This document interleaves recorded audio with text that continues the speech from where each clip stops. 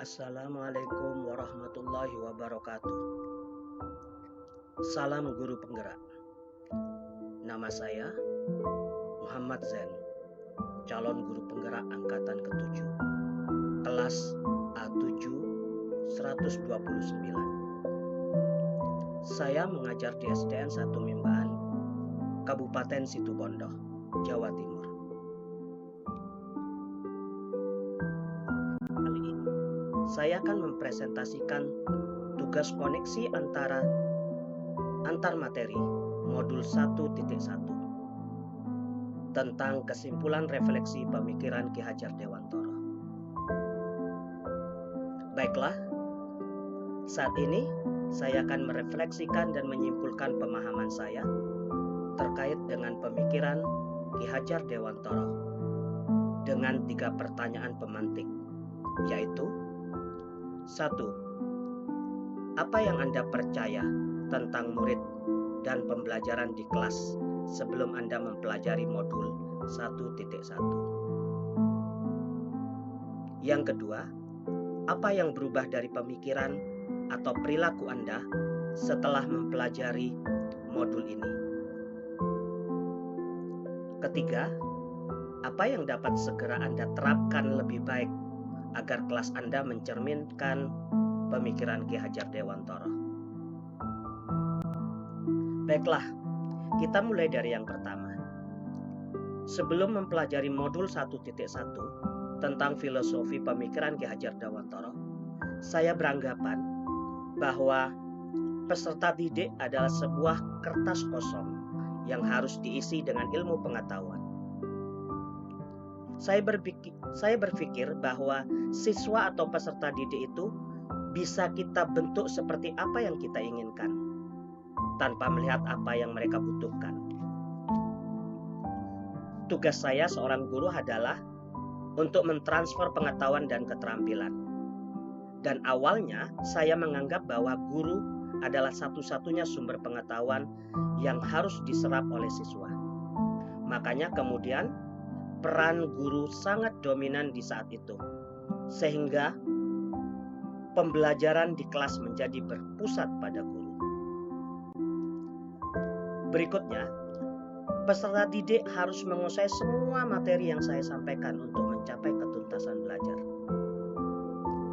Saya lebih terfokus ke tuntutan kompetensi sesuai kurikulum dan cenderung melaksanakan pembelajaran sesuai apa yang tertulis dalam kurikulum dan harus menyelesaikan dalam 1 semester sesuai dengan target kurikulum. Keempat, proses pembelajaran akan mudah tersampaikan jika dilaksanakan di dalam kelas. Saya merasa pembelajaran yang efektif adalah kegiatan belajar mengajar yang dilakukan di dalam ruang kelas. Karena biasanya pembelajaran di luar kelas hanya dilakukan oleh guru olahraga dan guru prakarya. Tapi ternyata dengan belajar di dalam kelas secara terus-menerus membuat mereka itu bosan.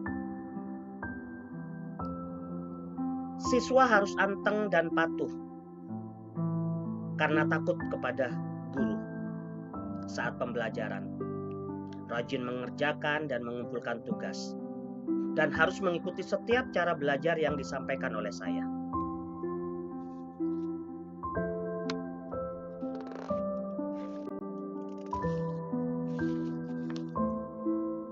Hal-hal apa yang berubah dari pemikiran atau perilaku saya setelah mempelajari modul 1.1 tentang filosofi pemikiran Ki Hajar Dewantara? Yang pertama, peserta didik bukanlah kertas kosong yang bisa digambar sesuai keinginan orang dewasa. Kita hanya bertugas menebalkan karena mereka sudah memiliki kodratnya masing-masing. Yang kedua, pendidikan berpusat pada siswa. Saya menyadari kekeliruan bahwa selama ini memandang anak sebagai objek dalam pembelajaran di kelas. Seharusnya merekalah subjek pembelajaran. Merekalah pemegang kendali pembelajaran. pendidik wajib menghamba pada anak dengan segala ketulusan hati. Berikutnya, merubah mindset bahwa guru bukan satu-satunya sumber belajar.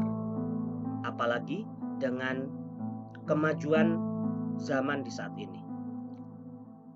Digitalisasi yang begitu canggih, sehingga siswa tidak hanya menganggap sebagai guru satu-satunya sumber belajar. Mereka bisa mencari sumber belajar di mana saja. Yang keempat, dalam pembelajaran menggunakan sistem AMO. Perubahan yang saya rasakan dari mempelajari filosofi Ki Hajar Dewantara yakni sistem AMO. Dalam pembelajaran, proses pembelajaran yang berlandaskan sistem AMO bertujuan untuk mendidik anak sebagai subjek, bukan objek. Karena anak adalah pusat pendidikan. Kemudian lebih memerdekakan anak sesuai dengan kodratnya.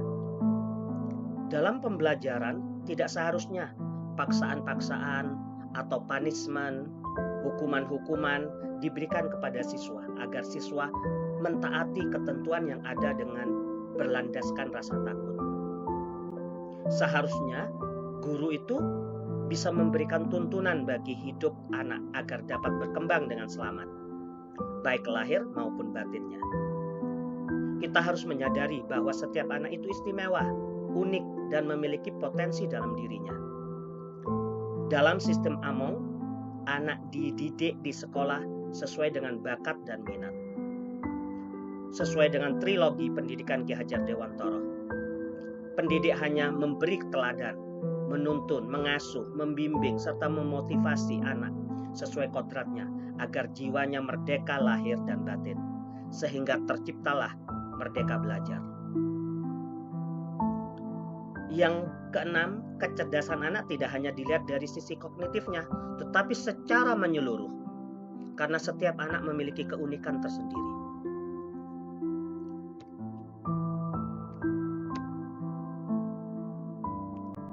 Menurut Ki Hajar Dewantara, tujuan pendidikan yaitu menuntun segala kodrat yang ada pada anak-anak, agar mereka dapat mencapai keselamatan dan kebahagiaan yang setinggi-tingginya, baik sebagai manusia maupun sebagai anggota masyarakat. Oleh sebab itu, pendidik itu hanya dapat menuntun tumbuh atau hidupnya kekuatan kodrat yang ada pada anak-anak, agar dapat memperbaiki lakunya, bukan dasarnya. Hidup dan tumbuhnya kekuatan kodrat anak. Dalam menuntun laku dan pertumbuhan kodrat anak, Ki Hajar Dewantara itu mengibaratkan peran pendidik seperti seorang petani dan anak-anak adalah biji-biji jagung. Petani hanya bertugas menanam, menyiram, merawat, sehingga biji padi itu tumbuh dengan subur. Dalam proses menuntun, anak diberi kebebasan, namun pendidik sebagai pamong dalam memberi tuntunan dan arahan agar anak tidak kehilangan arah dan membahayakan dirinya. Seorang pamong dapat memberikan tuntunan agar anak dapat menemukan kemerdekaannya dalam belajar. Anak juga secara sadar memahami bahwa kemerdekaan dirinya juga mempengaruhi kemerdekaan orang lain. Oleh sebab itu, tuntunan seorang guru mampu mengelola dirinya untuk hidup bersama dengan orang lain, yaitu menjadi manusia dan anggota masyarakat. Anak bukan kertas kosong yang bisa digambar sesuai keinginan orang dewasa. Anak lahir dengan kekuatan kodrat yang masih samar-samar. Makanya tujuan pendidikan adalah menuntun atau memfasilitasi atau membantu anak untuk menebalkan garis samar-samar agar dapat memperbaiki lakunya untuk menjadi manusia seutuhnya.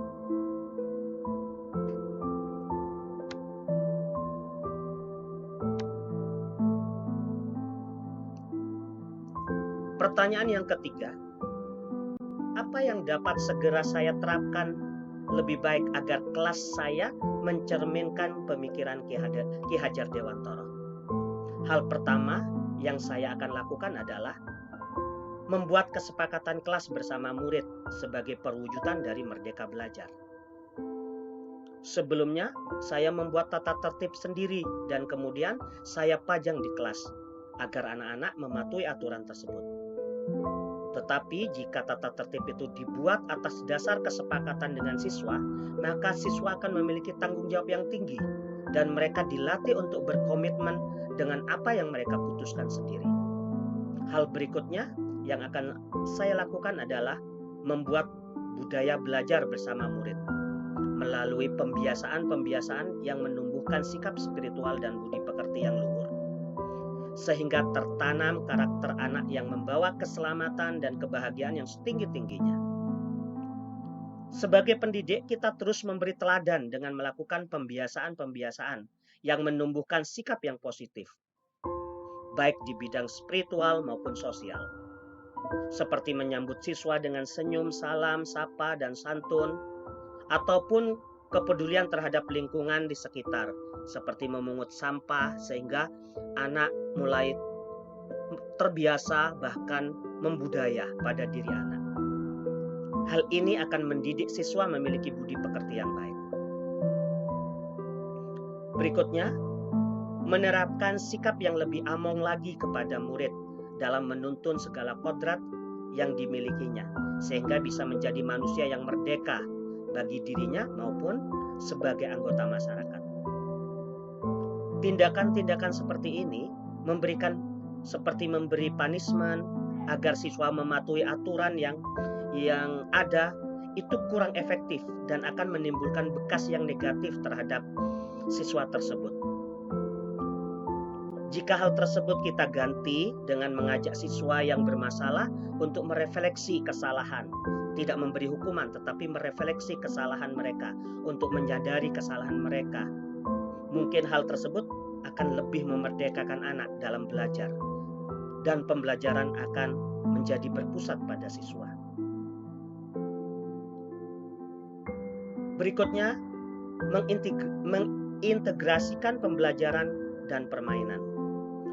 Pembelajaran akan lebih efektif jika diintegrasikan dengan permainan yang disenangi oleh siswa. Ini sesuai dengan kodrat anak SD, bahwa bermain adalah salah satu cara dalam pembentukan karakter anak. Itulah refleksi dan kesimpulan yang saya pahami terkait pemikiran Ki Hajar Dewantara. Baiklah Bapak dan Ibu guru calon guru penggerak, terus semangat untuk menjadi agen-agen perubahan. Dan jadilah guru yang senantiasa disayangi oleh murid-murid. Akhirul kalam, Assalamualaikum warahmatullahi wabarakatuh. Terima kasih.